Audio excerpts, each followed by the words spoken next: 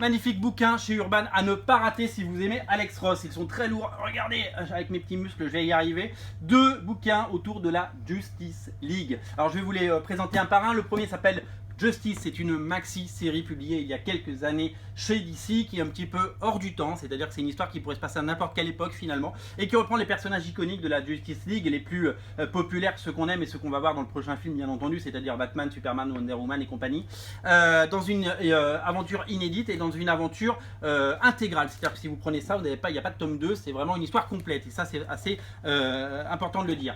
Qu'est-ce qu'on peut dire sur cette série? C'est évidemment la Justice League contre une horde de héros qui décident de se liguer contre eux dans une histoire vraiment folle.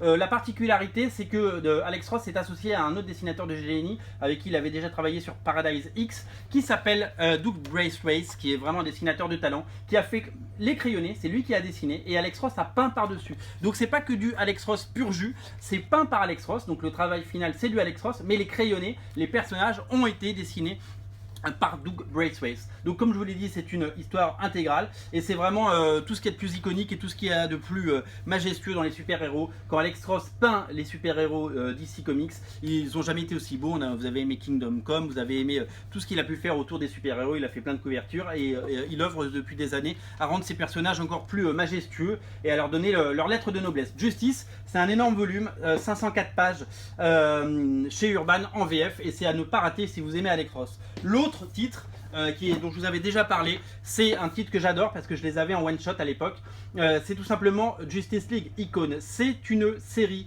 de plusieurs one shot consacrés à chaque personnage. Il y en a un sur Batman, il y en a un sur Superman, il y en a un sur Wonder Woman et il y en a un sur la Justice League.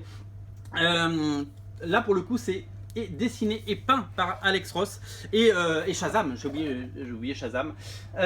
Et donc chaque histoire nous révèle un petit peu la mission de chaque personnage. Typiquement Superman, l'histoire de Superman s'appelle Paix sur Terre et on trouve un Superman qui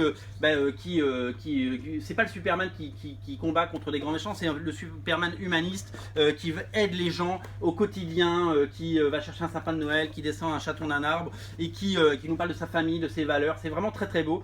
C'est scénarisé par Paul Dini, j'ai oublié de préciser, Paul Dini, le papa de la série Batman Animated Series et d'Harley Quinn, et c'est vraiment vraiment très chouette. Voilà, c'est un beau Superman valeureux avec des belles valeurs sur ce qu'est l'Amérique et le monde. C'est vraiment très très beau. Pareil pour Batman, l'histoire s'appelle War on Crime. Ça revient vraiment aux origines du personnage, c'est-à-dire qu'il ne combat pas contre des monstres intergalactiques, il combat le crime tout simplement parce que c'est le plus grand des détectives. Et regardez, les pages, elles sont vraiment somptueuses, c'est vraiment quelque chose de sublimissime, c'est vraiment quelque chose d'étonnant. Voilà, c'est vraiment un super bouquin pour le coup, Justice League Icon, Icon en français, et je vous invite vraiment à le lire. Voilà, c'est un bouquin qui fait 408 pages, si vous prenez les deux, vous avez 900 pages d'Alex Ross. Il a œuvré, hein, le gars, hein. Il est beaucoup moins présent aujourd'hui chez DC, mais il fait beaucoup de couvertures chez Marvel, notamment sur Spider-Man. Mais il en a fait des pages et c'est toujours aussi magnifique. Il faut avoir ces bouquins dans votre collection. Je vous invite vraiment à les découvrir. Tout ça est disponible bien entendu sur originalcomics.fr. Salut!